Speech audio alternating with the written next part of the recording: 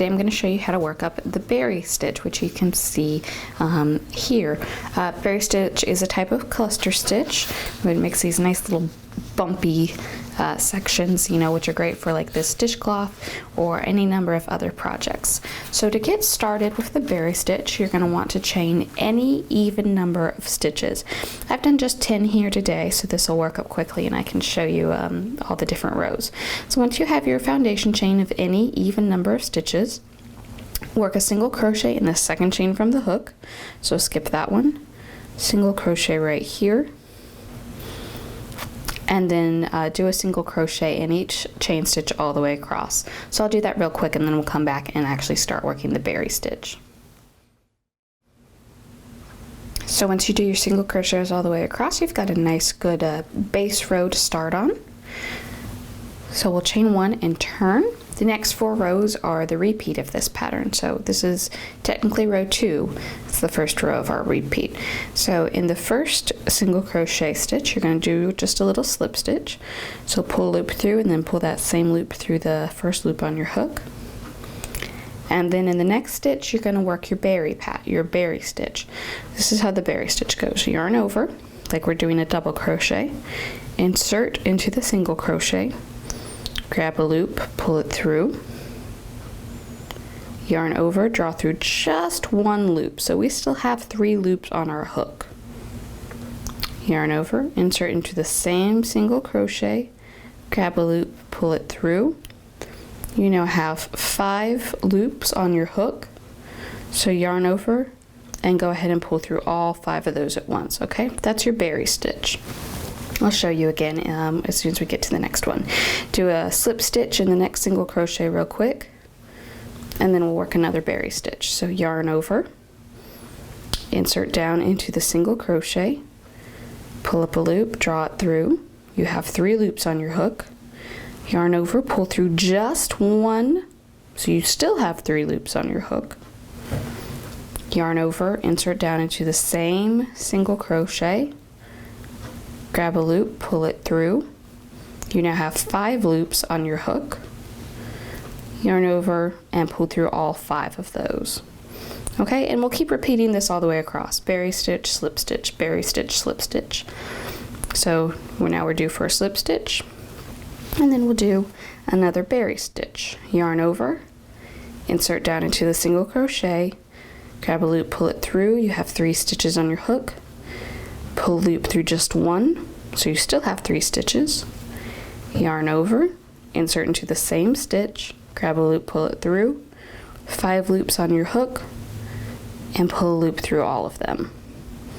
Alright, so we'll do, there's another single crochet. We've got room for 1 more berry stitch on this row.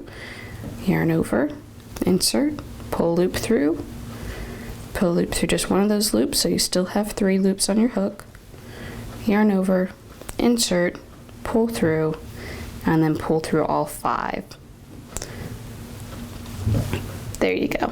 And in the last stitch of your row, you'll just do another little slip stitch.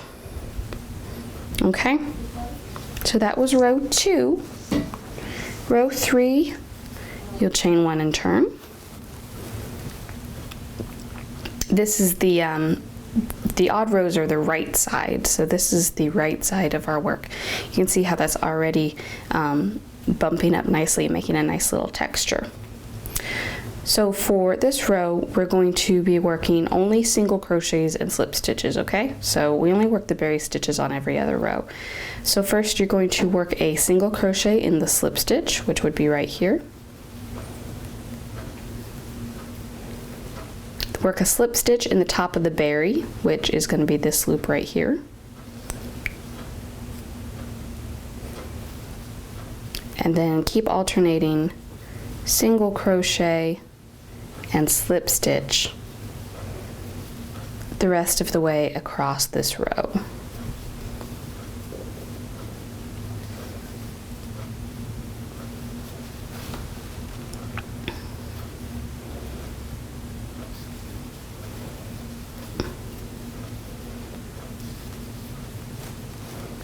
That one's a slip stitch, and then you'll end with a single crochet.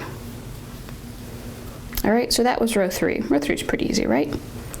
Row 4, we're going to be working more berry stitches, chain 1 and turn, but this time we're going to offset them. We're going to go ahead and work a berry stitch in this first stitch of our row. So it's still exactly the same stitch, we're just offset a little bit from the first time.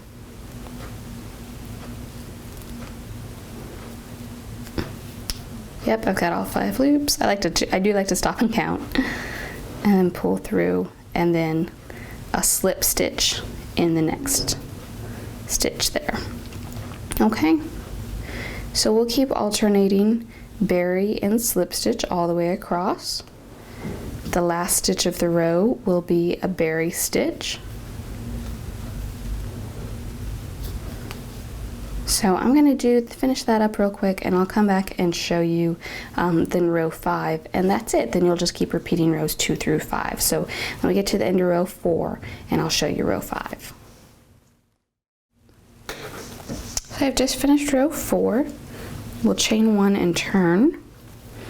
Again, the odd rows are our right side, so now that we're starting row 5, this is our right side. We've got lots of great texture in here now. So row 5, we're just going to, again, do single crochets and slip stitches across. So on top of the berry, which is right here, do a single crochet, do a slip stitch in the top of the slip stitch, and just keep repeating that across, alternating single crochet and slip stitch. So single crochet in the top of a berry, slip stitch there in the little valley,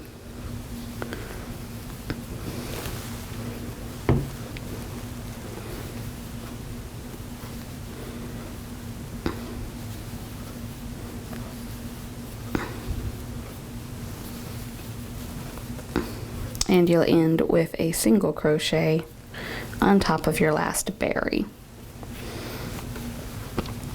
So like I said, you'll want to repeat rows 2 through 5 until your project is the desired size. I'm going to do a couple more rows just so this gets a little bigger, and then I'll come back and show you what a bigger swatch looks like.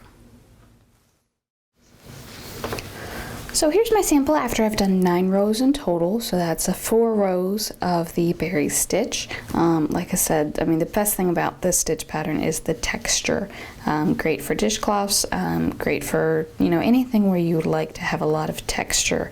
And it's got visual texture as well as physical texture. You know, you can both see it and feel it. So this is a great stitch for that. So I hope you found this video helpful. If you've got any questions, please leave them in the comments below. And you can find the links to everything you'll need for this project down in the description. Thanks for watching.